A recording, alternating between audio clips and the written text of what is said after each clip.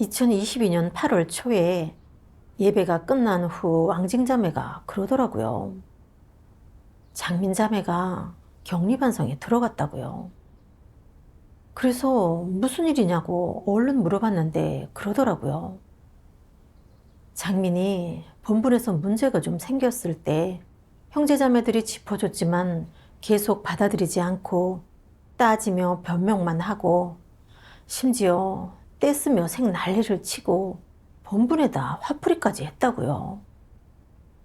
결국 사역이 제대로 진행되지 않았고 교회 생활도 영향을 받게 됐다고요. 지금 상황에서 제대로 반성하면서 자기를 알려고 하지 않고 계속 궤변만 늘어놓는다면 제명될지도 모른다고요. 그 말을 듣고 조금 의아했어요. 장미는 믿음 생활도 오래 했고 계속 버리고 헌신하며 열심히 했거든요. 새신자들 양육할 때도 사랑으로 다가가고 친화력도 좋았고 정말 늦은 시간인데도 새신자들이 무슨 문제가 있으면 어떻게든 해결해 주려고 교제를 나눴고 자기 집에 일은 제쳐두더라도 본부는 열심히 이행하는 모습을 봤거든요. 그러니까 진리를 받아들이지 못하는 게 어쩌면 지금은 제대로 인식이 안 돼서 그럴 수도 있는 거고 나중에 천천히 되새겨 보면서 반성하고 인식하면 될 일이지 제명까지는 조금 심하지 않을까 싶었어요. 또 저는 장민만큼 다 버리고 헌신하지 못했는데 장민 같은 사람이 제명이 된다면 결국 나 같은 사람은 도태될 수밖에 없겠다는 생각도 들었죠. 한동안 이런 내적 상태 때문에 저도 많이 소극적으로 변했고 본분을 이행해도 기운이 안 났어요. 나중에 모임을 할 때 교회 리더 왕이자매가 장민의 제명 관련 자료를 확인하러 왔어요. 그래서 저는 제 관념과 의문점을 털어놨죠. 장민은 수년간 직업과 가정을 내려놓고 본분에 임한 사람이라 공로는 없어도 나름 고생한 사람인데 이렇게 쉽게 제명을 해도 되냐고요. 장민처럼 본분을 이행하고도 구원에 이를 수 없다면 저는 장민만큼 대가를 지불하지도 못했는데 저도 도태되지 않겠냐고 물었어요. 왕이 자매는 제 관념에 맞춰 차근차근 교제를 했어요. 자매님은 장민의 외적인 모습만 봤을 뿐 진리를 대하는 장민의 상습적인 태도를 보지 못해서 그래요. 형제 자매들의 평가를 보면 장민은 무슨 일이 생기면 하나님으로부터 받아들이지 않고 항상 사건과 사람한테만 초점을 둬요.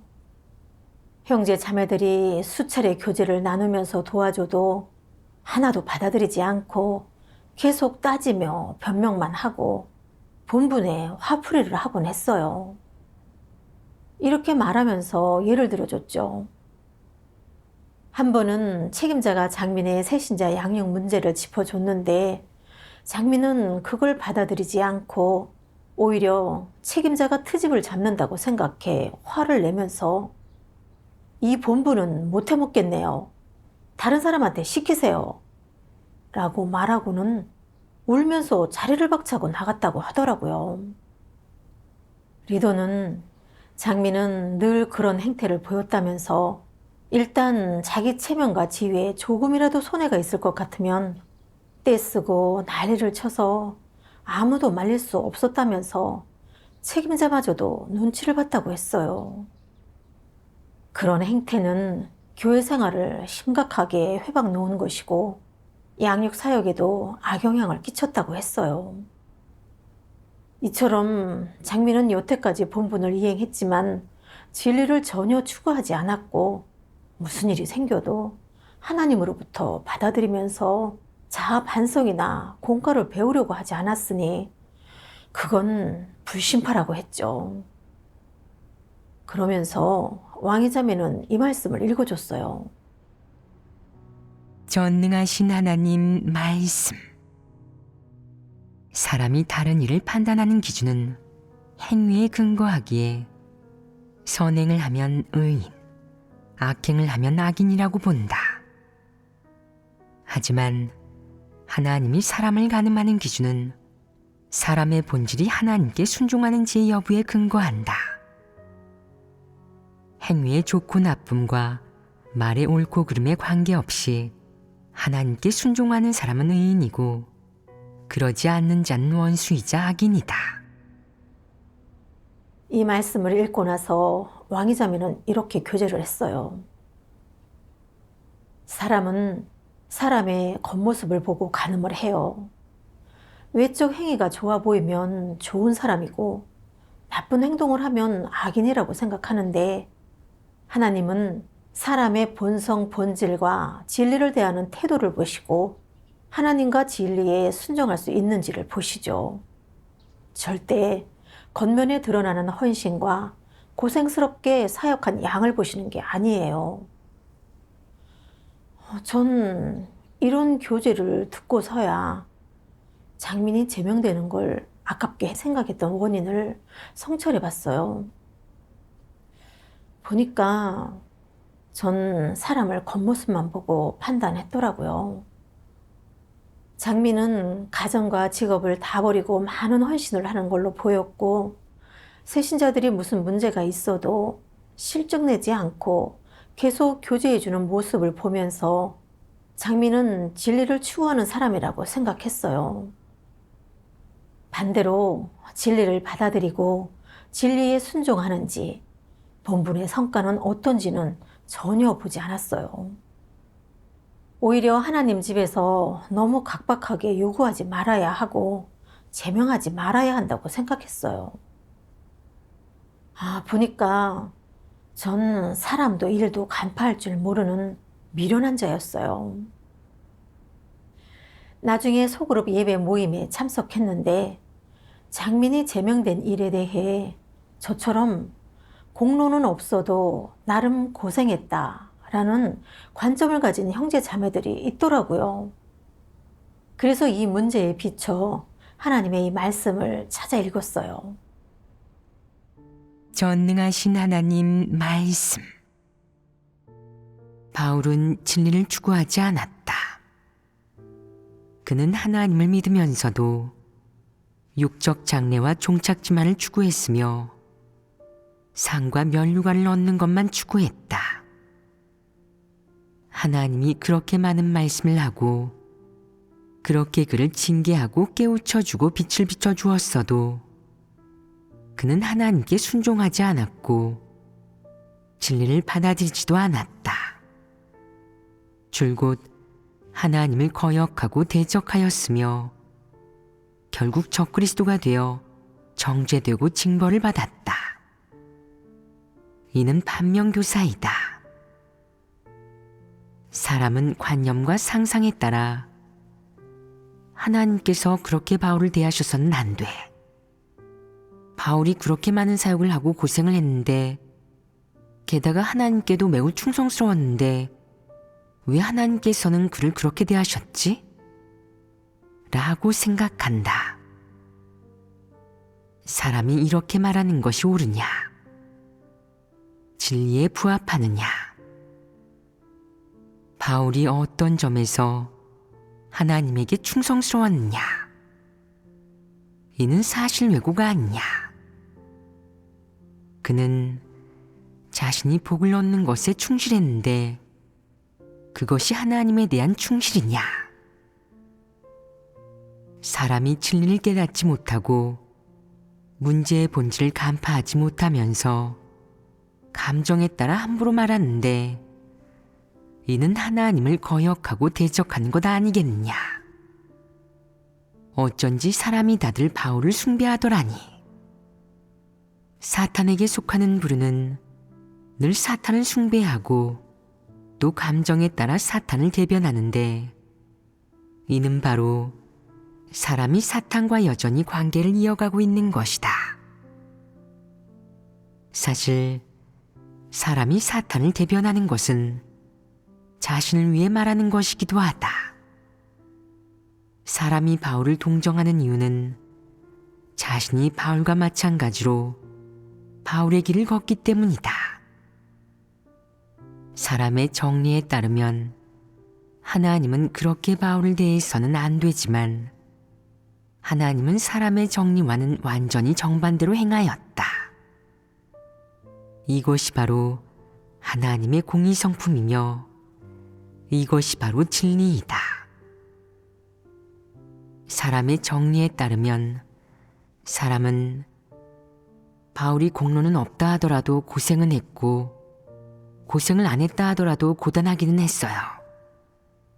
그가 그렇게 오랫동안 고생한 걸 봐서라도 그가 살아남도록 했어야 하죠. 그게 설령 힘쓰는 자라 해도 말이에요. 그가 징벌을 받고 저승지옥에 떨어지게 하지 말아야 했어요. 라고 말할 것이다. 이는 사람의 정리이고 감정이지 진리가 아니다. 하나님의 가장 사랑스러운 점이 무엇이냐?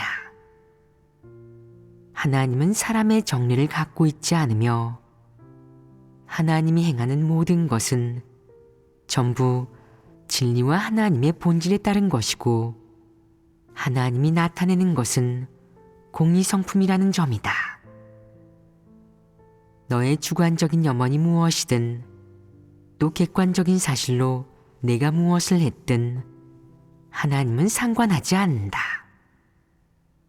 하나님은 내가 한 것, 표출한 것, 걸은 길의 근거에 너의 성질을 정하고 너를 규정하며 너에게 가장 적합한 태도를 취한다.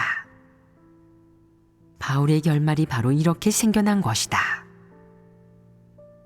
바울의 사례를 보면 마치 하나님은 사랑이 없는 듯하다. 베드로와 바울은 똑같이 다 피조물인데 하나님이 베드로에게는 칭찬과 축복을, 바울에게는 폭로와 분석, 심판과 정죄를 하였다. 하나님은 그렇게 바울의 결말을 규정하였는데 여기에서는 하나님의 사랑을 볼 수가 없다. 그렇다면 바울의 사례를 통해 너는 하나님께 사랑이 없다고 말할 수 있느냐? 그렇게 말할 수 없다. 이는 하나님이 그를 여러 번 징계하고 또 빛을 비춰주어 회개할 기회를 주었는데도 바울이 죽어도 회개하지 않고 하나님을 대적하는 길을 걸어 결국에는 하나님께 정죄되어 징벌을 받았기 때문이다. 어떤 사람들은 마지막에 이렇게 말할 것이다. 제가 당신을 위해 그렇게 많은 사역을 하지 않았습니까? 공로는 없어도 고생은 했으니 최소한 제가 천국에 들어가 생명의 열매를 먹게는 해주셔야죠. 너는 내가 어떤 사람을 원하는지 알아야 한다. 하나님 나라에는 더러운 사람이 들어가는 것을 용납하지 않고 더러운 사람이 거룩한 땅을 더럽히는 것을 용납하지 않는다. 내가 오랫동안 많은 사역을 했지만 마지막에 이르러서도 더럽기 짝이 없다면 내가 내 나라에 들어가려는 것은 하늘의 이치로 용납할 수 없는 일이다. 창세부터 지금까지 나는 나에게 잘 보이려고 아첨하는 그 어떤 이에게도 특혜를 준 적이 없다. 이것은 아무도 깰 수 없는 하늘의 규칙이다. 너는 생명을 추구해야 한다. 오늘날 내가 온전케 하고자 하는 사람은 베드로 같은 부류의 사람이고 자신의 성품 변화를 추구하는 사람이며 하나님을 증거하기를 원하고 피조물의 본분을 이행하기를 원하는 사람이다. 이런 사람만이 온전케 될 수 있다. 만약 내가 자신의 생명 성품 변화를 추구하지 않고 오직 상만 받으려고 한다면 모든 것이 헛수고가 될 것이다. 이것은 영원불변의 진리다. 나는 사람의 종착지를 정할 때 그의 나이나 관록 또는 그가 겪은 고난의 양을 보지 않는다. 그가 얼마나 가련한지에 따라 종착지를 정하는 일은 더더욱 없다. 그에게 진리가 있는지 여부만 볼 뿐 그 외에 다른 선택 기준은 없다. 너희는 하나님의 뜻대로 행하지 않은 사람도 똑같이 징벌받게 된다는 사실을 알아야 한다. 이는 어느 누구도 바꿀 수 없는 것이다. 하나님의 이 말씀처럼 하나님은 공의롭고 거룩하신 성품을 지닌 분이시죠. 한 사람이 어떤 결말을 맞이하게 될지 구원에 이를 수 있는지는 겉으로 보이는 많은 사역의 양이나 헌신의 양이 기준이 되는 게 아니라 진리를 추구하는 사람인지 생명 성품의 변화가 얼마나 되는지가 기준이 되는 것이었어요. 그저 많이 수고하며 사역만 할 뿐 생명 성품의 변화를 추구하지 않으면 결국은 굳게 설 수 없고 언젠가는 도태될 수밖에 없었어요. 은혜 시대의 바울이 그 케이스죠. 그는 수년간 사역하면서 많이 고생했고 복음을 전하면서 사람도 많이 얻었고 교회도 많이 세웠지만 바울의 헌신은 순전히 상을 받고 면류관을 얻기 위한 거였어요. 그건 하나님과 거래하는 마음을 가진 거였어요. 더구나 바울은 본성적으로 매우 교만하여 안중에 아무도 없었어요.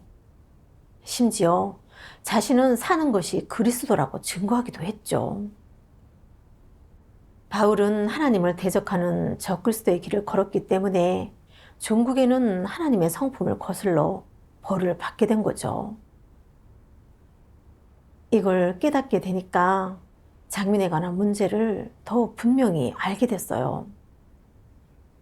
전에는 장민이 많이 고생하면서 사역하고 가정과 직업까지 내려놓고 본분을 이행하니까 공로는 없어도 나름 고생했고 고생이 아니더라도 나름 힘들었다고 여기면서 회개할 기회를 주는 게 맞다고 생각했어요. 하지만 장민의 상습적인 태도를 알고 나서는 그녀는 진리를 전혀 받아들이지 않고 오히려 진리를 싫어하는 사람이라는 걸 알게 됐어요. 장민은 자신의 체면과 지위에 조금이라도 흠이 생길 것 같으면 떼쓰며 난리를 쳤어요. 형제 자매들의 지적과 도움을 거부하고 오히려 무리하게 억지를 부리고 욕을 퍼부으며 본분에 화풀이를 했죠. 정말 신앙인의 모습이 전혀 없었어요. 형제 자매들이 문제점을 폭로하거나 짚어주면 장민은 의도적으로 자신을 난감하게 만든다고 생각했고 가끔 삐치면 리더를 무시했어요. 그래서 리더가 사역을 시행시키는데 어려움을 겪었죠. 장민이 교회에 남는다면 교회 형제 자매들과 교회 사역에 회방을 놓는 역할만 하니까 오히려 잃는 게 더 많게 되죠. 그러니 장민을 제명하는 것으로 하나님의 공의로움이 온전히 보여진 거죠. 근데 저는 진리 원칙을 기준으로 문제를 바라보지 않다 보니 장민이 제명된다는 얘기에 하나님을 오해하고 오히려 장민을 편들었어요. 저는 진리가 없어 사람을 분별하지 못하니까 언제든지 하나님과 대적할 수 있는 존재더라고요. 그 후에 하나님의 이 말씀을 보게 됐어요. 전능하신 하나님 말씀.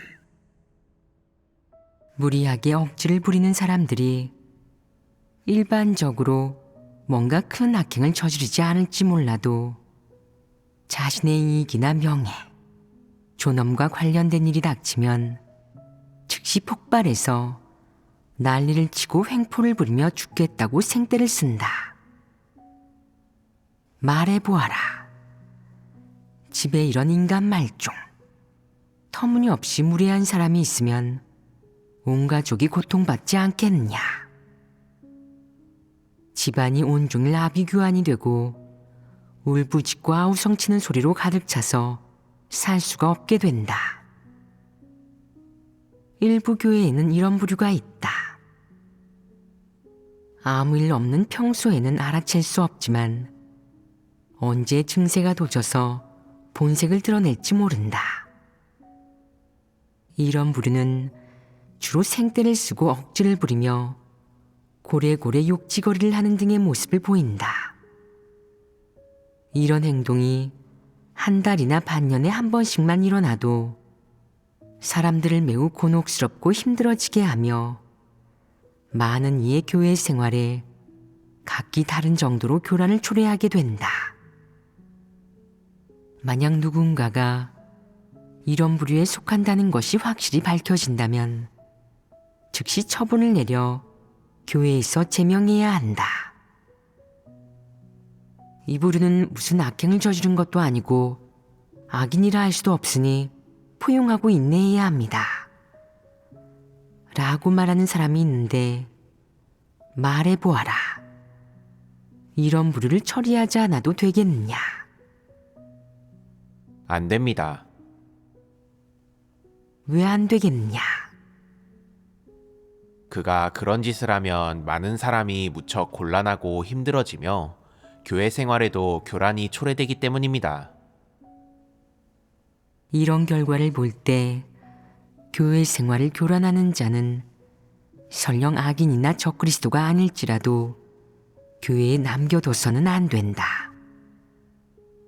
이런 부류는 진리를 사랑하지 않고 싫어하는 자들이기 때문이다. 그들은 몇 년을 믿든 얼마나 많은 설교를 듣든 절대 진리를 받아들이지 않을 것이다. 잘못을 저질러 책망과 훈계를 받는 순간 그는 바로 생떼를 쓰며 헛소리를 짓거릴 것이다. 진리를 교제해줘도 받아들이지 않고 누가 얘기해도 통하지 않는다.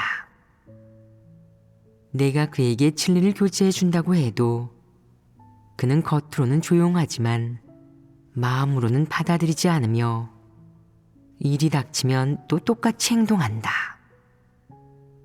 내 말도 듣지 않으니 너희가 권하면 더더욱 받아들이지 않을 것이다. 이 부류는 큰 악을 저지르지는 않지만 진리를 전혀 받아들이지 않는다.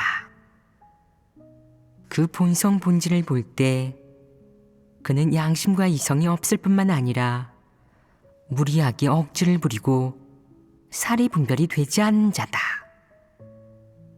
이런 자가 하나님에게 구원받을 수 있겠느냐? 절대 불가능하다.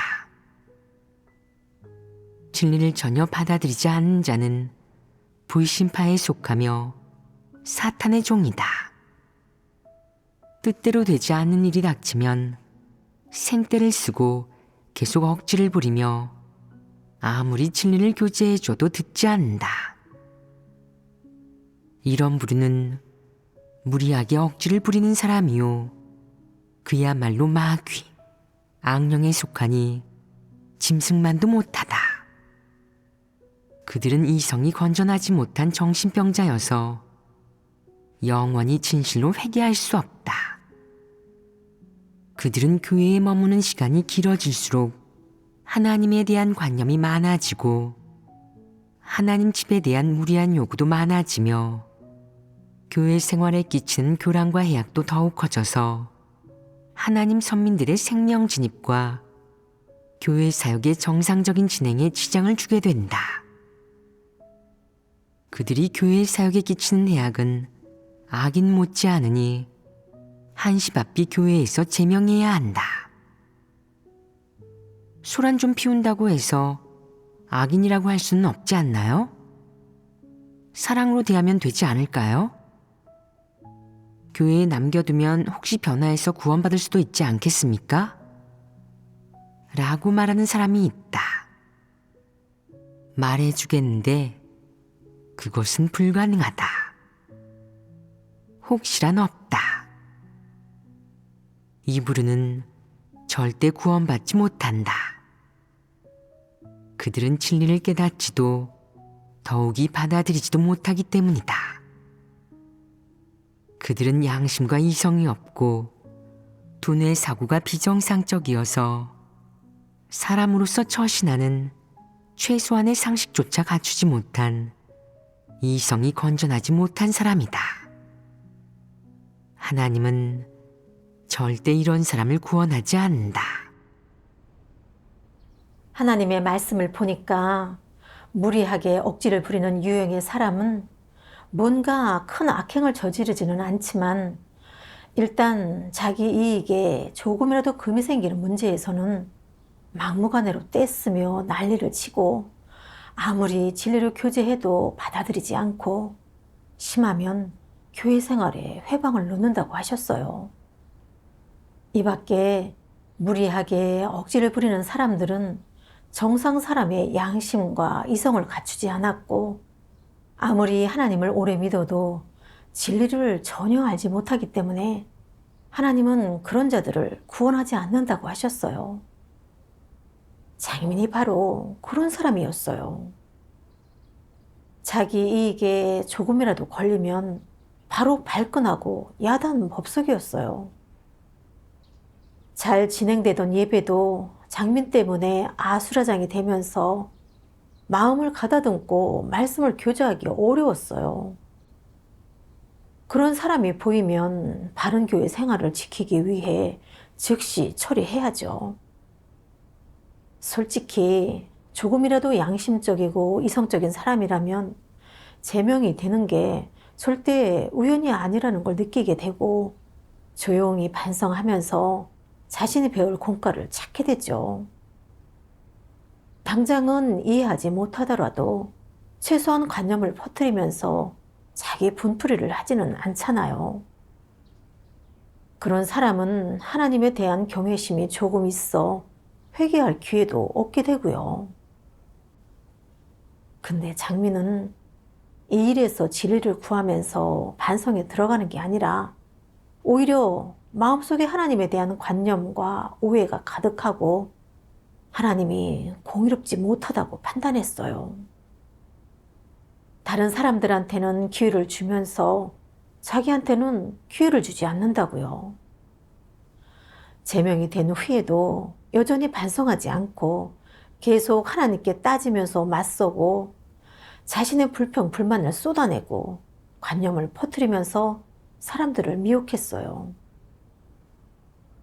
장민은 회개하려는 자세가 전혀 없었어요. 정말 그녀가 제명되는 걸 통해 하나님의 공의를 온전히 볼 수 있었어요. 이 일을 겪고 나서 하나님의 말씀에 따라 사람의 본질을 분별하는 게 얼마나 중요한지 알게 됐고요. 공로는 없어도 나름 고생했다라는 주장은 진리에 부합하지 않는 황당한 이론이더라고요. 하나님의 말씀으로 사람을 분별하지 못하면 미혹당할 수밖에 없고 심지어 불심판한 악인을 형제 자매로 대하면서 편을 들게 되죠. 오직 하나님 말씀에 근거하여 사람과 일을 바라봐야 정확하게 판단할 수 있더라고요. 저는 더 이상 장민을 제명한 일로 안타까워하지 않아요. 그리고 책망과 훈계, 심판과 형벌이 제게 임하면 진리를 추구하면서 반성하자며 스스로에게 경계하고 있어요. 어쨌든 하나님이 하시는 건 모두 공의로우니까요. 이 정도의 수확을 거둔 것도 온전히 하나님 말씀으로 인한 결실이에요.